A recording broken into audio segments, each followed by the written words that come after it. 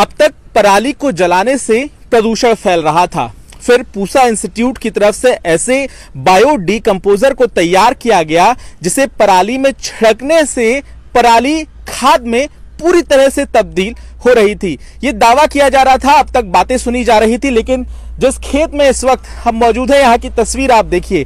13 अक्टूबर को यहाँ पर मुख्यमंत्री, पर्यावरण मंत्री, पूसा इंस्टीट्यूट के तमाम वैज्ञानिक पहुंचे हुए थे और इस खेत में पराली ही पराली नजर आ रही थी। और जब यहाँ पर बायो डिकम्पोजर का छिड़काव किया गया तो आज की आप ये ताजा तस्वीर देख लीजिए। पराली जो है वो गली हुई नजर आ रही है।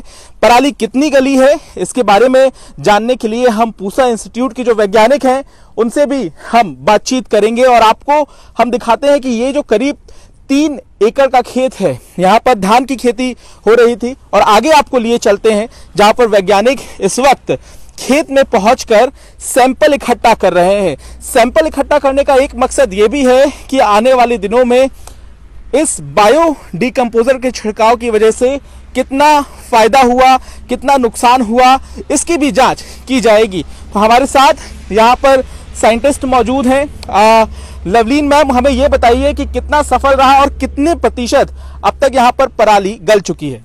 ये तो हमारा आप कह सकते हैं 100% सफल रहा और हमने बहुत समय पे मतलब एकदम टाइम पे इनका छिड़काव किया था और अभी आप देख रहे हैं 90% पराली जो है गल चुकी है। अगर हमने मिट्टी खोद के भी देखी है, नीचे पराली का नाम निशान नहीं है। और आप देखिए आज तो सिर्फ 15 दिन ही हुए हैं जो पराली हमारी गल चुकी है। तो आप देख सकते हैं कि पूरा जिस दिन आपने पहले दिन देखा था ये पूरा खेत जो है पराली से और स्टब्बल से भरा हुआ था, लेकिन आज जो है आपको ना तो कोई स्टब्बल दिखाई दे रहा है और ना ही पराली दिखाई दे रही है। तो यहाँ पर आपकी किसानों से बातचीत हो रही थी, कितने दिनों के बाद इस खेत में आप बुआई कर सकते हैं? अभी और कितना समय देना होगा यहाँ पर? किसान सुमित जो किसान है हिरंकी गांव के, ये चाहे तो बुआई अभी भी कर सकते हैं। लेकिन इनके खेत में एक समस्या आ गई है कि यहाँ पे थोड़ा पानी ज्यादा आ गया। तो जैसे ही पानी सूख जाएगा तो ये अपनी बुआई कर सकते हैं, इनको कोई प्रॉब्लम नहीं आएगी। अब हम सुमित से भी बातचीत कर लेते हैं। सुमित, आप यहाँ पर किसानी कर रहे हैं कई सालों से और इससे पहले पराली जला रहे थे, इस साल आपको ये बायो डिकम्पोजर मिला, किस तरह से आप इसे देख रहे हैं? आपको लग रहा है कि आपके खेत को नुकसान हुआ या फायदा हुआ? जी सर, नुकसान का तो कोई मतलब ही नहीं। क्योंकि दवाई लगने के बाद सारी पराली गल गई है तो हमें तो फायदा ही हुआ है कुछ ना कुछ।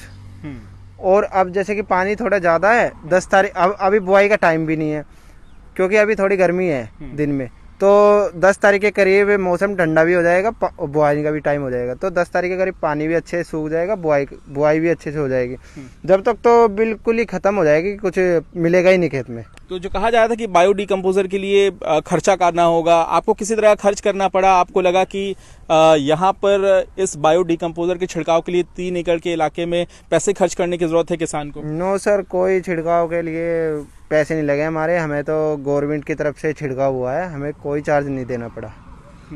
हाँ जी। तो आप सफल मान रहे हैं? आप इसे अब आने वाले सालों में भी अप्लाई करेंगे अपने खेतों में? जी, हमें 15 दिन के अंदर ही इतना सफल लग रहा है, तो आगे तो पता नहीं कितना सफल लगेगा, क्योंकि वेस्ट है काफी, ये दवाई काफी वेस्ट है क्योंकि सारा ही गला दिया पराली।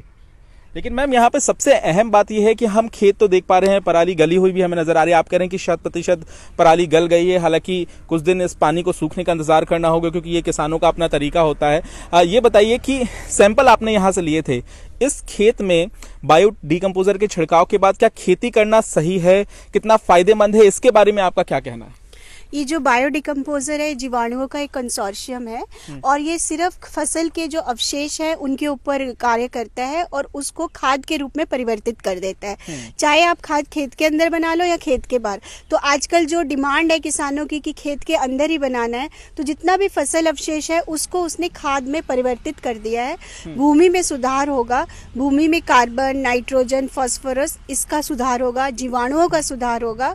और इसके अलावा अभी जैसे हमने पहले सैंपल लिया था बिना छिड़काव के, 15 दिन के बाद हम सैंपल लेके जा रहे हैं, फिर इसके बाद हम 25 दिन के बाद सैंपल लेके जाएंगे। जब ये बुआई कर लेंगे और जब ये हार्वेस्टिंग करेंगे गेहूं की, तब हम फिर सैंपल लेके जाएंगे। तो आपको हम पूरा टाइम पीरियड में बता सकते हैं कि शुरू से लेके अंत तक इस भूमि में क्या सुधार हुआ।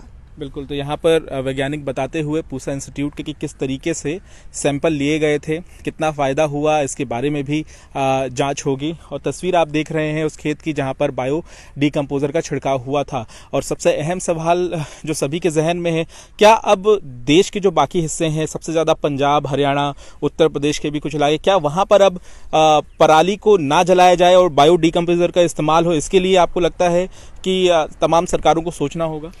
देखिए, मैं तो एक बहुत छोटा सा वैज्ञानिक लेवल का हूँ, लेकिन मेरे को लगता है कि जब हमें किसानों के पास इतनी सफलता मिल रही है और यहाँ पे करने के अलावा हमने पंजाब में किया है, हरियाणा में किया है, और अब तो स्थिति ऐसी है कि हर रोज़ हमें फ़ोन आते हैं कि मैडम आप लोग आइए और हमारे खेत में भी करिए, हम भी पराली जलाना नहीं चाहते।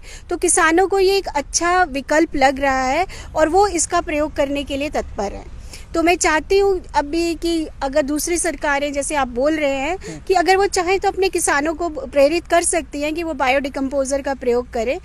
सिर्फ पराली पे नहीं, कोई भी फसल अवशेष जो भी हमारे पास प्रचुर मात्रा में है उसको खाद में बनाने का प्रयोग करें। तो मुझे तो, और मेरे को पता नहीं, लेकिन मेरे को इस बार तो यही लग रहा है कि हमने इतना दिल्ली में छिड़काव कर दिया है तो प्रदूषण में भी कुछ ना कुछ तो कमी आनी ही चाहिए।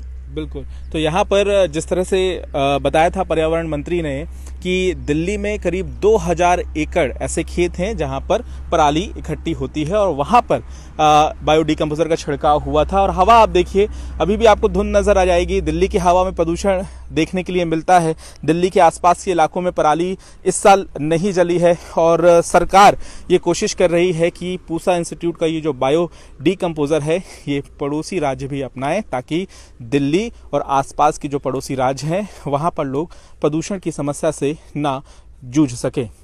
हिरन की गांव से पंकज जैन, दिल्ली, आज तक।